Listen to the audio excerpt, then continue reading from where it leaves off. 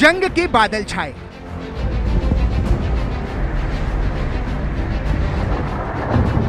सरहद पर पड़ता तनाव।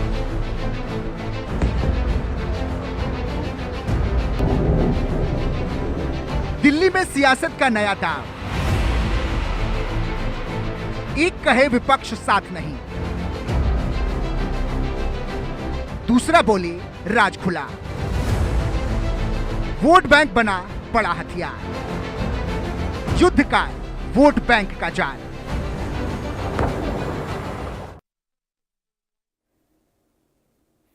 तो चलिए शुरू करते हैं आंकड़े हमारे फैसला आपका। तो आंकड़े हमारे फैसला आपका में आज उस मुद्दे की हम बात करने वाले हैं जिसकी चर्चा पूरी दुनिया में हो रही है। मिडिल ईस्ट में जंग की आग भड़की है। एक तरफ ईरान तो दूसरी तरफ इजराइल। मिसाइल्स चल रही हैं, हमलों की खबरें आ रही हैं और पूरी दुनिया इससे टकराव को लेकर चिंतित है। लेकिन सवाल सिर्फ युद्ध का नहीं है, सवाल यह भी है कि इस युद्ध के बीच राजनीति किस दिशा में जा रही है, क्योंकि एक तरफ दुनिया युद्ध के खतरनाक मोड़ पर खड़ी है तो दूसरी तरफ देश के भीतर बयानबाजी का दौर तेज हो गया है। प्रधानमंत्री नरेंद्र मोदी ने केरलम में कहा है कि कांग्रेस मिडिल ईस्ट संकट जैसे गंभीर वैश्विक मुद्दे पर राजनीति कर रही है। कांग्रेस नेता राहुल गांधी कह रहे हैं कि उन्हें संसद में बोलने नहीं दिया जा रहा है। उन्होंने प्रधानमंत्री नरेंद्र मोदी को लेकर कंप्रोमाइज्ड प्रधानमंत्री होने का आरोप भी लगा दिया है। वहीं दूसरी तरफ विपक्ष ने ओम बिरला के खिलाफ विश्वास प्रस्ताव ला दिया, ये कहते हुए कि लोकसभा स्पीकर निष्पक्ष नहीं है। अब सवाल यही है कि जब दुनिया में युद्ध का माहौल है तब मिडिल ईस्ट में हालात किसी बड़े टकराव की तरफ बढ़ रहे हों तो क्या उस समय देश की संसद में राजनीतिक टकराव और आरोप प्रत्यारोप का खेल होना चाहिए? क्या यह मुद्दा होना चाहिए? एक तरफ विपक्ष सरकार को घेरने में लगा है तो दूसरी तरफ सरकार विपक्ष के ऊपर यह आरोप लगा रही है कि विपक्ष लोगों को तेल और गैस के मुद्दों पर भ्रम में डाल रहा है। ऐसे में बड़ा सवाल यही है कि क्या जंग के साए में भी सियासत की तलवारें चलती रहेंगी? युद्ध के दौर में सियासत का शोर जरूरी है या फिर बेवक्त का वॉर? सवाल यही उठ रहा है कि क्या युद्ध काल में भी वोट बैंक को साधने के लिए राजनीति करना सही है? क्योंकि ऐसे दौर में, तब जबकि देश विपरीत परिस्थितियों में आने वाला है, विश्व में युद्ध का माहौल है, माहौल में उबाल है, पर संसद में यहां पर सियासत है और एक तरह से कहें कि राजनीतिक बिछा जाल है। स्पीकर को हटाना यह किसकी चाल है? एक तरफ आरोप, दूसरी तरफ जवाब, और जंग में भी जारी है वो पूरा हिसाब किताब कि जनाब राजनीति हो तो कैसे हो। ये तमाम परिस्थितियां हैं। तो सबसे पहले सुन लेते हैं उन बयानों को कि कैसे युद्ध के बीच सियासी सुर अलापे जा रहे हैं। 3 बयान आपको सुनवाऊंगा जो कि संसद के रहे। सुनिए। ये बहुत बड़ा दुर्भाग्य है कि कांग्रेस पार्टी इतने बड़े वैश्विक संकट में भी राजनीति ढूंढ रही है। कांग्रेस पार्टी जानबूझकर उकसाने वाले बयान दे रही है, गैर जिम्मेवार बयान दे रही है। My name is being raised while things are being said about me. रुकिए सुनिए। This house is the expression of the people of India. This house does not represent one party. This house represents the whole country. Every time we get up to speak, we are stopped from speaking. Multiple times. In the last time I spoke, I raised fundamental questions about the compromises that has been made by our Prime Minister. I will start to speak. I would like to very gently remind the Honorable Leader of Opposition that the Prime Minister of India, Narendra Modi, can never be compromised. तो सबसे पहले बात करते हैं युद्ध के बीच इतनी सियासत आखिर हो क्यों रही है। मामला लोकसभा के स्पीकर ओम बिरला के खिलाफ अविश्वास प्रस्ताव का है। जान लेते हैं मुद्दा क्या है, क्योंकि यह मुद्दा कुछ दिन पहले का है लेकिन मुद्दा बड़ा है और इसीलिए हम कह रहे हैं कि युद्ध काल के बीच आखिर सियासत हो क्यों रही है। विपक्ष ने लोकसभा में स्पीकर ओम बिरला के खिलाफ अविश्वास प्रस्ताव रखा। स्पीकर ने सदन चलाने में पक्षपात किया और विरोधी सांसदों की आवाज को नहीं सुना, यह विपक्ष का आरोप है। एनडीए ने स्पीकर का समर्थन किया और आरोपों को गलत बताया। ऐसे में प्रस्ताव पहले भी आए हैं, नतीजे अलग अलग रहे हैं। ओम बिरला के खिलाफ अविश्वास प्रस्ताव खारिज हो गया। जी हां, खारिज हो गया। लेकिन तमाम बातों के साथ साथ ये चीजें चलती रहती हैं। अब हम जान लेते हैं कि स्पीकर ओम बिरला के खिलाफ अविश्वास प्रस्ताव में आखिर क्या क्या हुआ, क्योंकि आपको जानना जरूरी है। संसद की बात है और यह बड़ा मुद्दा भी था कि स्पीकर के खिलाफ अविश्वास प्रस्ताव लाया गया। सांसद मोहम्मद जावेद ने 10 मार्च को प्रस्ताव पेश किया और प्रस्ताव पेश करने के बाद लोकसभा में 10 घंटे की चर्चा तय हुई। कांग्रेस के प्रस्ताव पर 118 विपक्षी सांसदों ने हस्ताक्षर किए, सिग्नेचर किए, जिसमें डीएमके, सीपीआई, सीपीएम और समाजवादी पार्टी के साथ साथ आरजेडी के सांसदों ने भी हस्ताक्षर किए। वहीं शिवसेना, उद्धव ठाकरे, एनसीपी, शरद पवार के सांसदों के भी सिग्नेचर, बिना सिग्नेचर के टीएमसी ने प्रस्ताव का समर्थन किया और स्पीकर ओम बिरला के खिलाफ अविश्वास प्रस्ताव था वो खारिज हो गया, क्योंकि नंबर गेम विपक्षी पार्टियों के पास नहीं था। अब पक्ष विपक्ष में किसने क्या कहा, आपको एक बार विस्तार से बता देते हैं। सरकार और विपक्ष ने इस बीच इस प्रस्ताव में क्या क्या कहा। पक्ष ने कहा कि ओम बिरला पर लगे सभी आरोप झूठे हैं, तो विपक्ष कहता रहा कि स्पीकर कहता रहा कि विपक्ष को बोलने के लिए मौका नहीं दिया जाता। पक्ष और विपक्ष में जो बातें हैं वो साफ तौर पर दिखाई दी। पक्ष कहा कि ओम बिरला पर लगे सभी आरोप झूठे हैं। 15वीं लोकसभा में नेता प्रतिपक्ष केवल 2 बार बोले हैं और जब सेशन चलता है तो वो विदेश चले जाते हैं। नेता प्रतिपक्ष अपनी बात बोल के सदन से भाग जाते हैं, किसी की बात नहीं सुनते हैं और वो बोलने नहीं देते हैं। ये बात यहां पर कही गई। वहीं संसद के अंदर गृह मंत्री अमित शाह ने जब विपक्ष पर हमला बोला तो और ज्यादा हंगामा हो गया। विपक्ष का आरोप था कि उन्हें बोलने नहीं दिया जाता। तो अमित शाह ने क्या कुछ कहा वो सुन लीजिए। 16वीं लोकसभा में 2014, 15, 17 और 18 एक भी राष्ट्रपति के अभिभाषण के धन्यवाद पर इन्होंने हिस्सा नहीं लिया। 16वीं लोकसभा में पूरी लोकसभा बजट पर की एक भी चर्चा में इन्होंने हिस्सा नहीं लिया मान्यवर। और एक भी, सुनो, अब सुनना पड़ेगा, एक भी मान्यवर सरकारी विधेयक पर चर्चा में हिस्सा नहीं लिया है। कहते हैं हमें बोलने नहीं देते। मान्यवर 16वीं लोकसभा में और 17वीं लोकसभा में 19, 20 और 21 राष्ट्रपति अभिभाषण पर हिस्सा नहीं लिया। 19, 20, 22, 23 केंद्रीय बजट पर चर्चा में हिस्सा नहीं लिया और एक बिल छोड़कर एक भी विधेयक में भी चर्चा पर हिस्सा नहीं लिया। अब स्पीकर को हटाने का तरीका समझ लीजिए। उस तरीके पर आते हैं, उसको जान लेते हैं जो लोकसभा के स्पीकर को कैसे हटाया जाता है, उसकी क्या प्रक्रिया होती है, क्योंकि आपको जानना जरूरी है।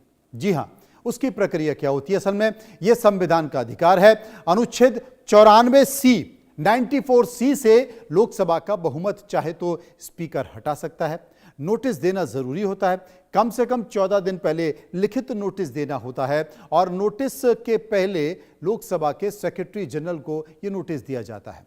चर्चा और वोटिंग फिर सदन में होती है। इस पर मतदान भी होता है। चर्चा के बाद बहुमत की शर्त प्रस्ताव पास होने के लिए साधारण बहुमत होना चाहिए और स्पीकर की जो भूमिका होती है, स्पीकर की भूमिका इस दौरान होती है कि स्पीकर खुद बैठक की अध्यक्षता नहीं करते हैं, वे सदन के एक सामान्य सदस्य के तौर पर उपस्थित रहते हैं। डिप्टी स्पीकर या फिर कोई दूसरा व्यक्ति इसकी अध्यक्षता को करता है। ये पूरी प्रक्रिया है और इसकी भी एक लिमिट है कि इसके बाद तक या इतने समय तक फिर अविश्वास प्रस्ताव नहीं लाया जाता। ये पूरी प्रक्रिया है। असल में 1947 से लेकर 2026 तक अब तक तीन अध्यक्षों के खिलाफ प्रस्ताव आए हैं। देश की आजादी से लेकर अब तक ओम बिरला को जोड़कर 4 के खिलाफ अविश्वास प्रस्ताव हो चुके हैं, जिसमें से कोई भी प्रस्ताव आज तक पास नहीं हुआ है। अब उन तीनों के स्पीकर के बारे में जान लेते हैं जिनके खिलाफ अविश्वास प्रस्ताव आया है। यह प्रस्ताव सबसे पहले 1954 में आया, 1954, फिर 1966 यानी कि 1966 में, फिर 1987 में यानी कि 1987 में लाए गए।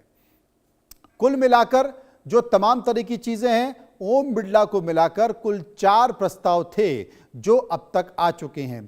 पहला कौन सा व्यक्ति था? गणेश वासुदेव मावलंकर, देश के पहले लोकसभा स्पीकर, तारीख 18 दिसंबर 1994।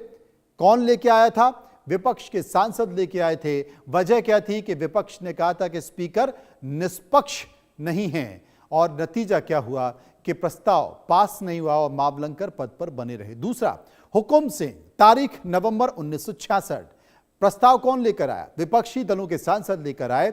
और वजह क्या थी? आरोप क्या लगाया गया था? आरोप लगाया गया था कि विपक्ष ने, कि स्पीकर ने पर्याप्त मौका नहीं दिया। हुआ क्या? प्रस्ताव पास नहीं हुआ, हुकुम सिंह स्पीकर बने रहे। तीसरा, बलराम जाखड़, तारीख अप्रैल 1987। कौन लेकर आया? विपक्षी दलों के सांसद लेकर आए। वजह क्या थी? वजह यह थी कि स्पीकर राजीव गांधी सरकार के पक्ष में हमेशा एक्ट करते हैं। नतीजा क्या हुआ? प्रस्ताव पास नहीं हुआ और बलराम जाखड़ पद पर बने रहे, जो अब जीवित नहीं है, वो स्वर्गीय हो चुके हैं।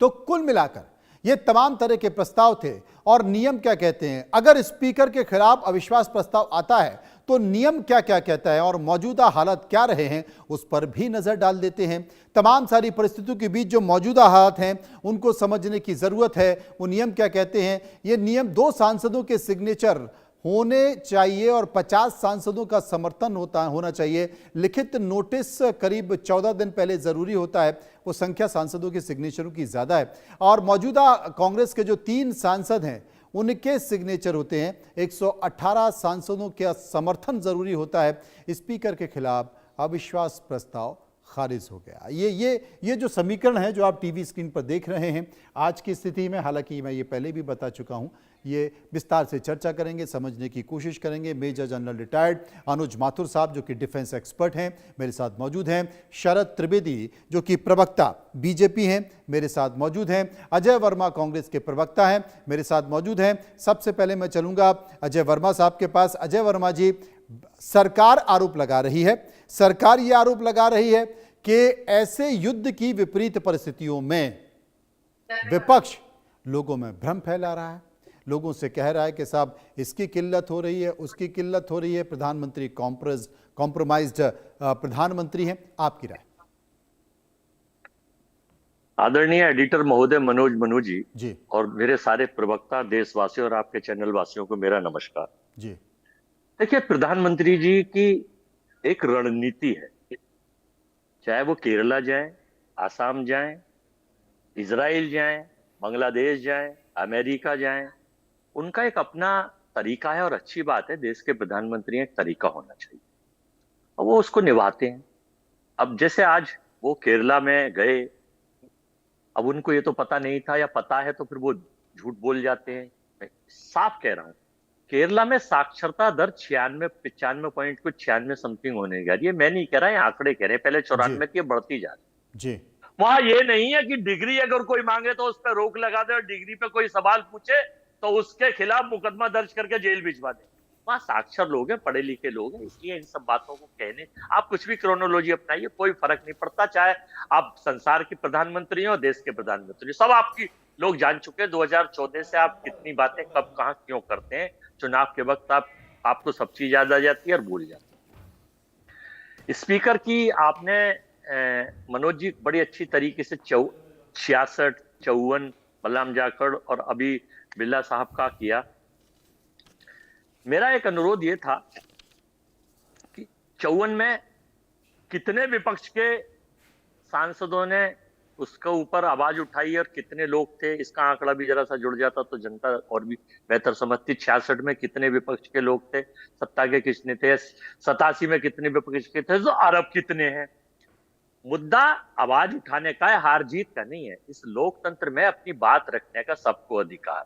अब प्रधानमंत्री जी को हम बड़ा सम्मान करते हैं और उनका फॉलो करते हैं, लेकिन वो कांग्रेस कांग्रेस कांग्रेस इससे आगे नहीं निकल पाते। ना विकास की बात करते हैं, ना देश की बात करते हैं, और भारत के बहुत सारे मुद्दों पे कंप्रोमाइज हो जाते हैं, अपने मित्रों को फायदा पहुंचाते हैं। युद्ध काल में भी, आपदा में अवसर, अगर रसा से भी महंगा तेल अब खरीदने की अलाउ डैडी ने कर दिया है, क्योंकि हम नहीं कहते हमारे लिए ट्रम्प कुछ नहीं है, इनके लिए है, तभी तो कुछ नहीं बोलते।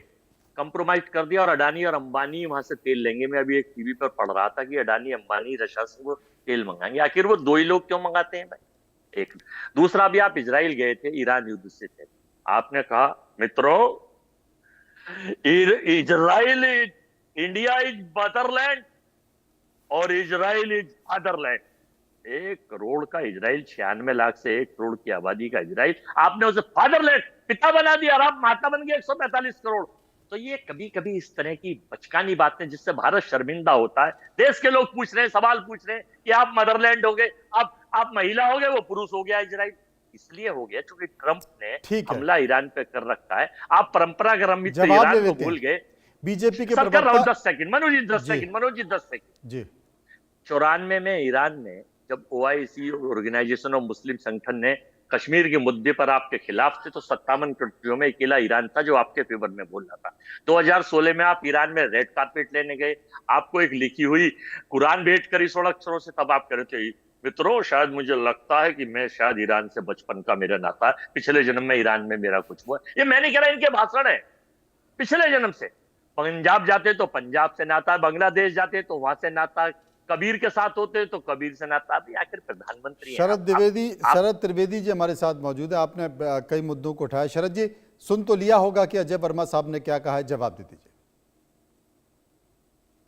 नहीं, मैं समझ नहीं पाया, अगर आप थोड़ा सा इस पे खुलासा कर दें, क्या प्रश्न क्या था, क्योंकि मैं खुद ही नहीं समझ पाया कि इन्होंने इजराइल, भारत, रूस, अमेरिका, ईरान, इराक, खाड़ी का युद्ध, तेल सप्लाई, मतलब क्या कहना चाह रहे हैं? मतलब आप ये कह रहे हैं कि अजय वर्मा भटक गए? मैं समझाऊं मैं समझ नहीं पाया कि नहीं, 10 सेकंड में समझा तो फिर समझ जाएंगे। आप ही समझा दीजिए। ये बताना 10 सेकंड, 10 सेकंड से ज्यादा नहीं। नहीं, आदरणीय प्रवक्ता महोदय बीजेपी के, आप तो सरकार है, बड़े सम्मानीय। मैं ये बताना चाहता हूँ केवल एक उदाहरण से 20 सेकंड में। सुबह सुबह एक चिड़िया चूचू बोल रही, 4 लोग वहां घूम रहे थे, एक पंडित जी थे, एक मौलवी थे, एक पहलवान थे। अरे वो फिर नहीं समझ पाएंगे, आपने फिर कहानी पे। अरे सर समझेंगे सर, वो पढ़े लिखे सर। मनोज जी प्लीज।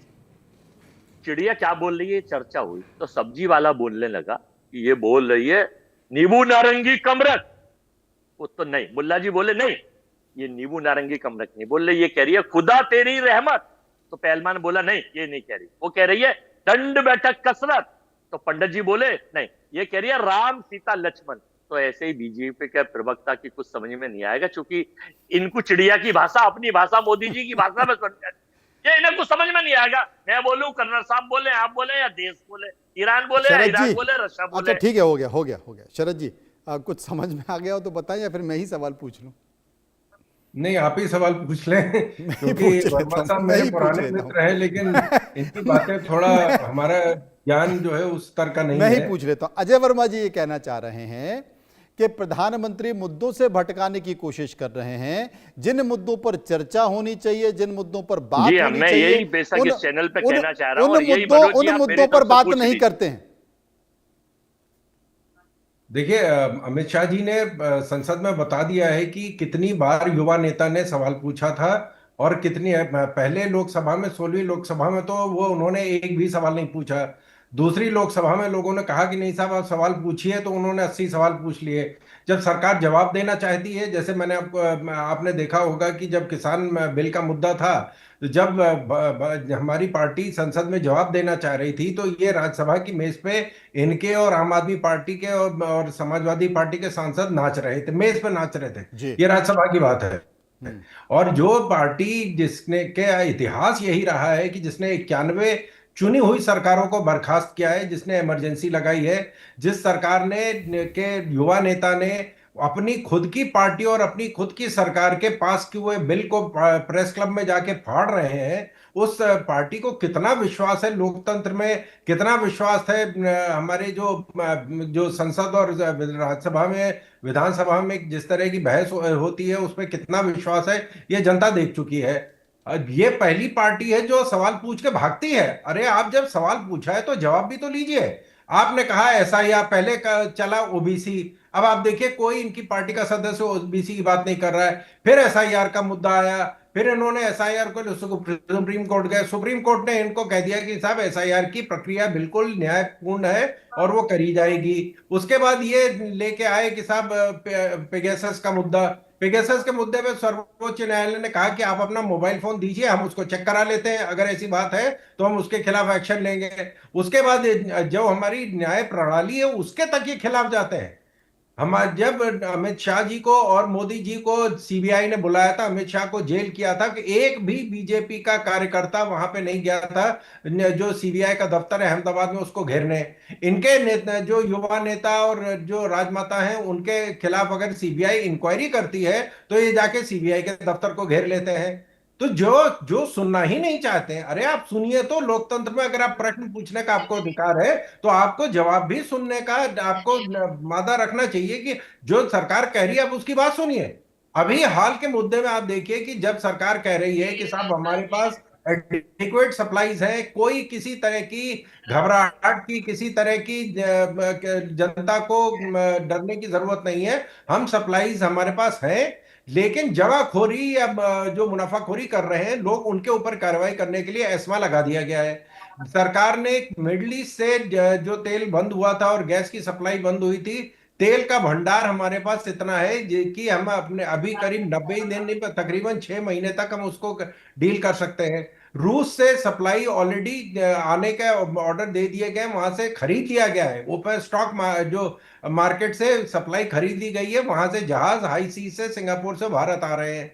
लेकिन गैस को हम स्टोर नहीं कर सकते हैं क्योंकि गैस जो है वो बहुत हाई प्रेशर पे और लो टेम्परेचर पे जो स्टोर की जाती है, इतना ज्यादा संख्या में उसको नहीं स्टोर किया जा सकता है। तो एक ये यूनिक एक समस्या है जिसके लिए सरकार ने राशनिंग करी है और उसमें प्रायोरिटाइज करी गई है कि किस सेक्टर को पहले दिया जाएगा। जैसे घरों को पहले गैस की सप्लाई दी जाएगी, फर्टिलाइजर कंपनी को उसके बाद जो है बड़ी कंपनियों को, और उसके बाद कमर्शियल को दी जाएगी। और ये सिर्फ टेम्परेरी समस्या है, ये कोई लंबी समस्या नहीं है। सरकार ऑल्टरनेट सप्लाईज जो है ऑस्ट्रेलिया से और देशों से मंगवा रही है, लेकिन उसको भारत आने में 20 दिन का समय लगेगा।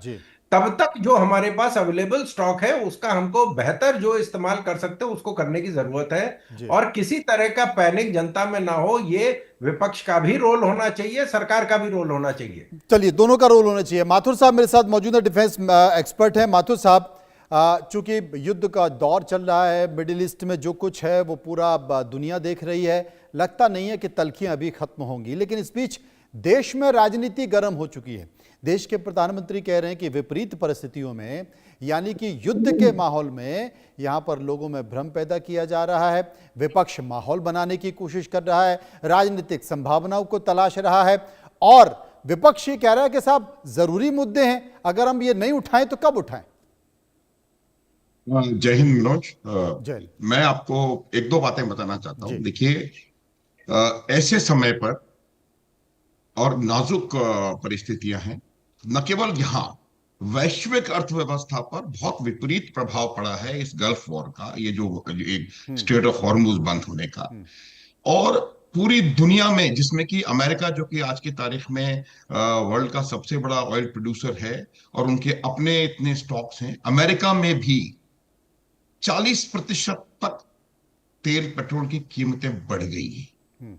ऐसे समय में इस बात को करना, और मुझे लगता नहीं है कि हमारी कीमतें अभी बढ़ी हैं, लेकिन हमारे को इसके लिए तैयार रहना चाहिए, क्योंकि इस चीज की वजह से जो 67 रुपए प्रति बैरल क्रूड मिल रहा था वो अब 82 मिल रहा है। तो कहीं ना कहीं से तो कुछ ना कुछ तो होगा, या ये थोड़ी है कि वो बढ़ता चला जाएगा और हम उसका कुछ काम करेंगे नहीं। लेकिन बावजूद उसके मेरा मानना है कि हम लोगों ने अपनी कीमतों के ऊपर कंट्रोल करके रखा हुआ है। इसके लिए हमें इसको अच्छी बात है, इसको समझना चाहिए, और हमें ये बात माननी चाहिए कि कोई न कहीं जो इसका मैनेजमेंट है, प्रबंधन है, वो बहुत बेहतरीन तरीके से हो रहा है, पहली बात। दूसरी बात, जहां तक सवाल जो आज की तारीख में जो विश्व में हालात हैं, उस समय भारत का स्टैंड देखिए। भारत का जो स्टैंड है, मेरे हिसाब से भारत का स्टैंड एक बहुत, मुझे लगता है बहुत बैलेंस्ड और परिपक्व स्टैंड भारत ने लिया हुआ है।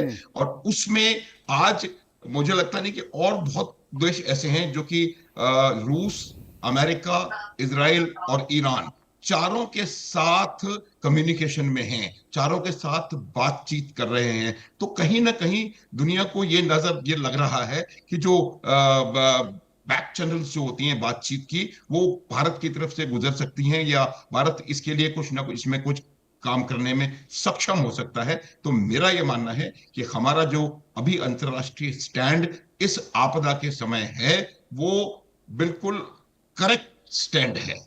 और हम लगातार, हमने ईरान से भी बात करी है और इजराइल से भी बात करी है, और रूस और अमेरिका के साथ भी हम बातचीत कर रहे हैं।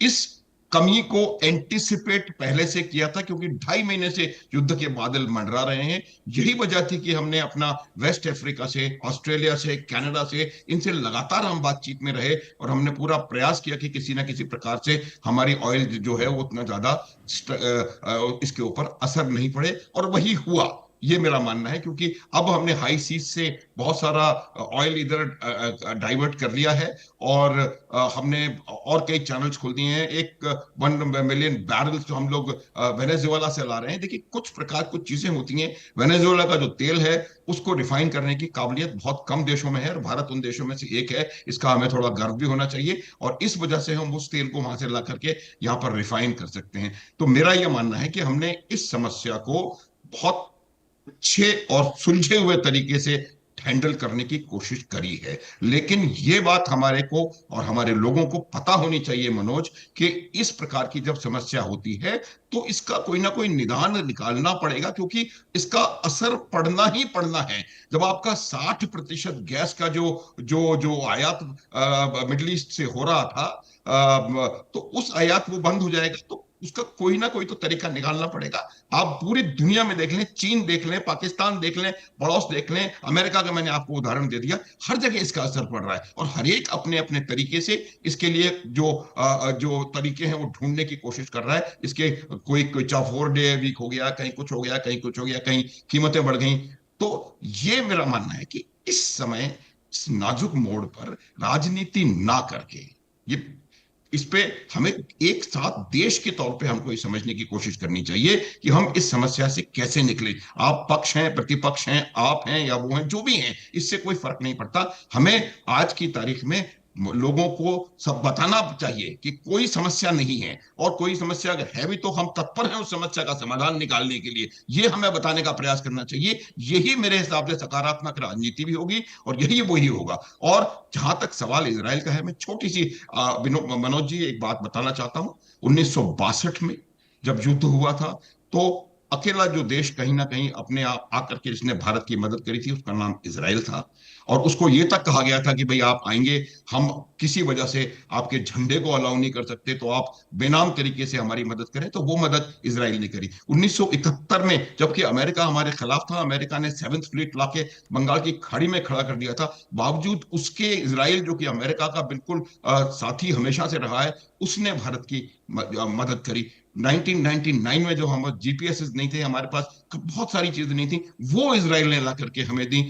2000 हर युद्ध में, और अभी 2026 में हर युद्ध में हमें इजराइल से सहायता मिली है। 1971 के युद्ध में गोल्डा मायर से बात हुई है प्रधानमंत्री श्रीमती इंदिरा गांधी की, और उन्होंने शिपमेंट्स डाइवर्ट की हैं इंडिया में, इंडिया की मदद करने के लिए। तो जहां तक सवाल अंतर्राष्ट्रीय संबंधों का है, जहां तक सवाल भारत इजराइल के संबंधों का है, वो हमारी सदैव से मदद करते रहे हैं। जबकि 1979